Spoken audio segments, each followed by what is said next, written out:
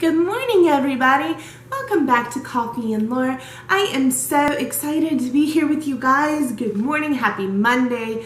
I am so excited for a fresh week. I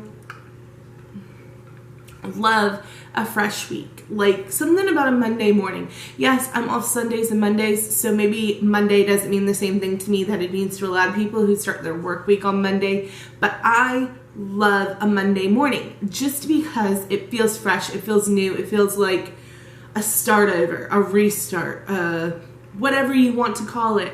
I love a Monday morning, and I always have. It's just a really cool feeling. So happy Monday morning. And we today are going to cover my favorite author. Like, I have a lot of favorite authors. I told you I have a top 5 that I cannot differentiate from. Like, not one of the 5 is more my favorite than the other. So I love me some Diana Gabaldon, I love me some J.R. Ward, I love me some Ruth Ware, and I don't think J.K. Rowling, I don't think we've covered the 5th one today or before, but we will get to that author as well. But today is about Ruth Ware. So Ruth Ware is a mystery writer. I have gone through and like sometimes I'll like review my videos to see which ones are getting the most likes, what I can do to get like more attention on certain videos. And I realize I talk about Ruth Ware a lot. Anytime I pick up like a mystery, I'm like, it's Ruth Ware-esque. And I'm like, I've never done a Ruth Ware video.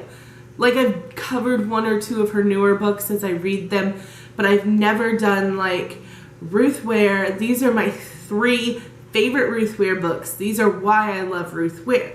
And I wanted to do that for you guys this Monday morning because, I mean, they've built me as a reader. I really wasn't that into murder mysteries until I read Ruth Ware. And the first one that I read was around 2015, I feel like. And it was in a dark woods. Okay, that's the first book of hers that I read.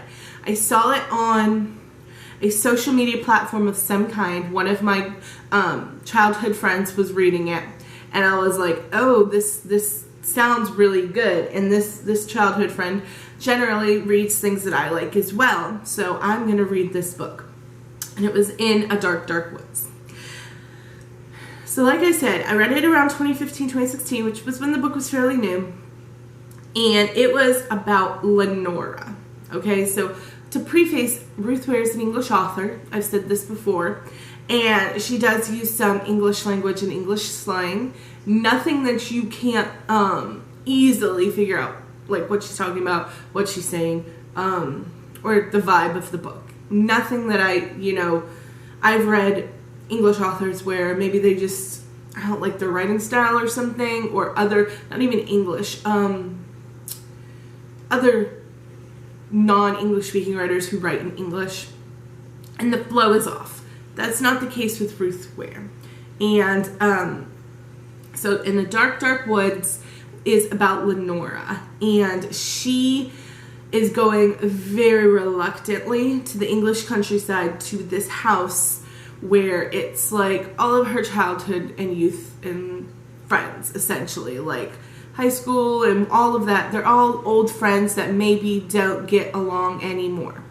Or I wouldn't say don't get along anymore, because at that point you think everything is cherry.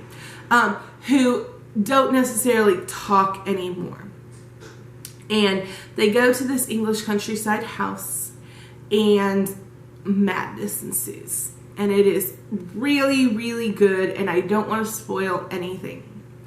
But it hooked me on her writing. If you want to start a book by Ruth Ware, I recommend In a Dark Woods. It is the one that hooked me, that got me, that said, this author is for me. And I can vividly remember reading this one in a day, just flipping through it, not able to put it down. I believe I was doing hair at the time, and it was like a Tuesday or a Thursday, something really slow in the salon. And I can remember just sitting in the salon chair on my Kindle, just could not put it down, could not stop reading it. It was fantastic.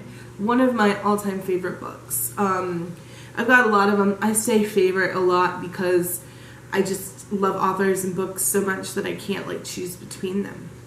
But the second book I read by her was The Woman in Cabin 10. So this one really mentally, like, takes you on a ride. So The Woman in Cabin 10 is about Lo Blacklock, and she is a travel journalist, and she's on, like, this luxury cruise, and the lights for this video are making my eye water. I apologize. Because it's, like, really bright as I'm looking out. But so Lo Blacklock is on a travel journalist on a cruise, and she's supposed to be writing up a thing on it. Well, she sees this woman, and there's not very many people on this travel cruise. Very few cabins, very few people. And she sees this woman that she can't account for, and this woman looks like she's in distress. So she goes to the captain, and she describes this woman, and there's no woman that fits that description on the boat. And she goes to, like, the staff and meets everybody that's a guest on the boat, and this woman isn't one of them. And now she's really questioning, why would somebody hide somebody on this boat? What's going on? But there is a catch-22.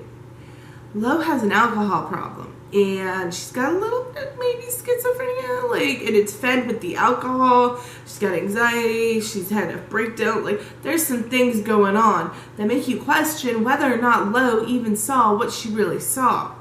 And it's just a psychological thriller for sure, where In a Dark, Dark Woods is more of a whodunit, because something happens and you gotta figure out who done it. The woman in Cabin 10 is more of a psychological thriller. Is this even happening the way that the book is telling you it's happening? Or is it about to unfold a whole new level of crazy? So really, really, really enjoyed The Woman in Cabin 10. And the third Ruth Ware book that I'm going to talk about is a newer one.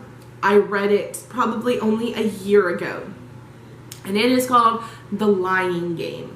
And this one was on my Kindle for a while before I read it, but it got such rave reviews, and I'm such a big Ruth Ware fan that finally I designated a day where I had, like, nothing else planned because I knew I was going to binge read it. Like, I knew it. And I did binge read it. It is essentially about 4 friends, Kate, Fatima, Thea, and Issa.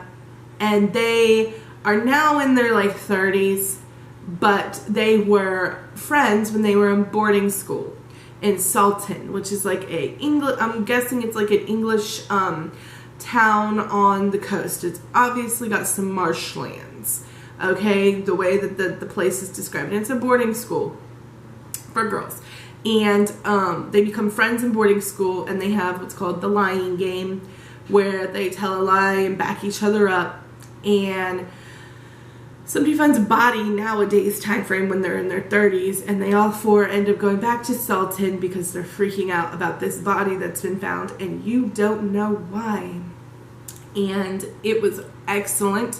Highly recommend it. It's of her most recent ones that I've read, which she's got 3 or 4 new ones.